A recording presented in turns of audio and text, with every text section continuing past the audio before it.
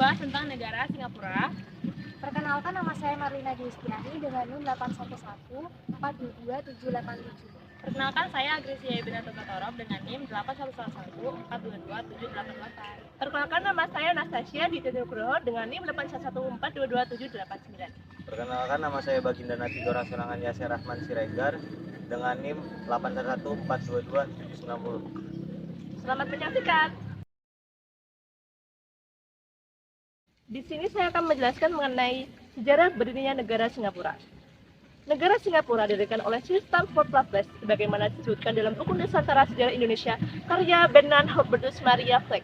Raffles pernah menjadi gubernur jenderal untuk Hindia Belanda yang kini dikenal sebagai Indonesia berdasarkan prasasti Jawa dan catatan Cina yang berasal dari abad yang ke-14.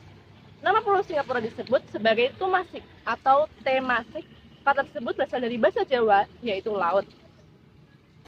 Kemunculan nama Singapura. Raja Jendela menamai kota tersebut sebagai Singapura yang berarti kota singa.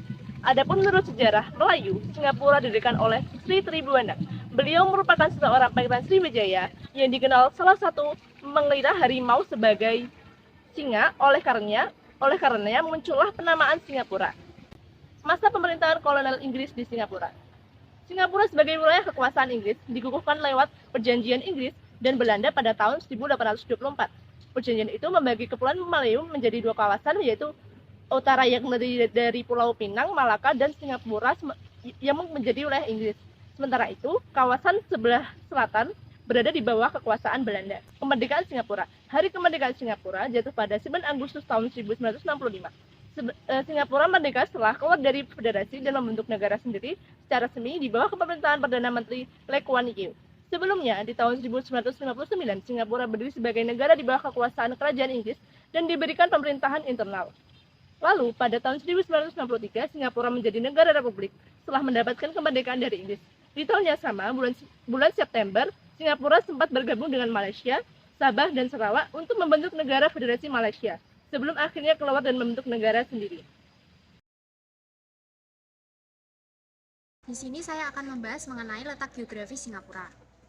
Singapura adalah negara pulau dan negara kota. Singapura merupakan negara terkecil di Asia Tenggara dengan luas wilayah 719,1 km dengan kepadatan penduduk setiap 1 km persegi terdapat 7.787 orang per kilometer persegi.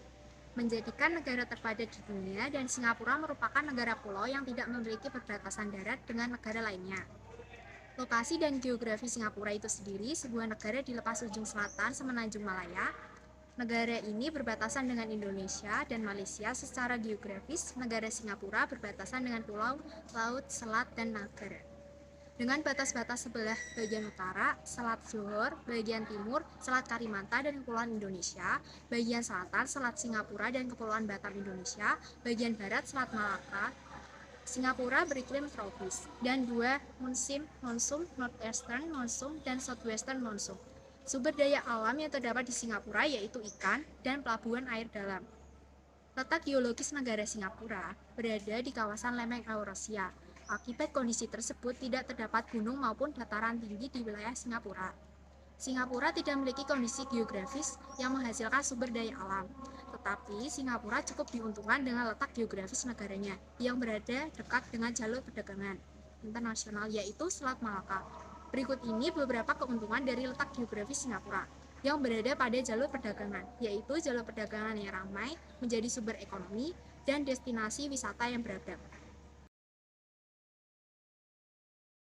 Di sini saya akan menjelaskan demografi dari negara Singapura. Mayoritas rakyat Singapura menganut agama Buddha 31,9%, agama Tao 21,9%, agama Islam 14,9%, dan agama Kristen 12,9%. Hindu ada 3,3% dan lainnya ada 0,6%. Dan sisanya ada 14,5% yang tidak mempunyai agama.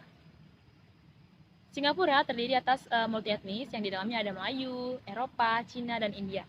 Pada dasarnya, angka kelahiran di Singapura akan terus menurun setiap tahunnya, sehingga masyarakat hanya bekerja dan terus bekerja tanpa mementingkan keturunan mereka. Angka kematian di Singapura akan terus bertambah setiap tahunnya. Kenapa? Karena masyarakatnya yang gila kerja dan cenderung tidak mementingkan kesehatan mereka. Kondisi seperti ini dapat menyebabkan kematian di usia yang sangat produktif. Ditambah lagi, sekarang pandemi COVID-19 dan varian virus barunya yang menurut beberapa ahli bermutasi cepat akan menambah kematian yang ada di Singapura. Karena Singapura merupakan negara dengan ekonomi yang kuat, membuat banyak pendatang baru dari berbagai negara untuk mencari nafkah.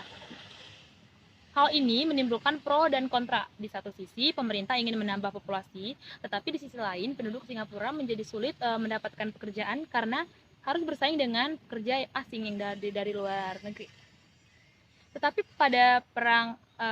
setelah Perang Dunia Kedua, pada 25 periode 1947 hingga 1957, Singapura mengalami peningkatan populasi besar-besaran, terutama karena peningkatan jumlah kelahiran asli. Singapura adalah salah satu negara makmur di dunia, dengan lingkungan peraturan yang ramah bisnis dan tingkat pengangguran yang sangat rendah. Kemudian, dari sistem sekolah Singapura, sistemnya adalah superstar pendidikan bagi negara-negara secara global. Bukan rahasia umum lagi bahwa dunia dapat belajar banyak dari sistem sekolah yang ada di Singapura. Jadi itu aja. Sini saya akan menjelaskan mengenai sistem pemerintahan di Singapura. Sistem pemerintahan di Singapura dimodelkan setelah sistem Westminster. Secara umum, model pemerintahan Singapura terbagi menjadi 3 cabang. Bisa meliputi legislatif terdiri dari presiden dan parlemen, eksekutif terdiri dari menteri, kabinet, dan pemegang jabatan yang dipimpin oleh Perdana Menteri, dan yudikatif atau kehakiman.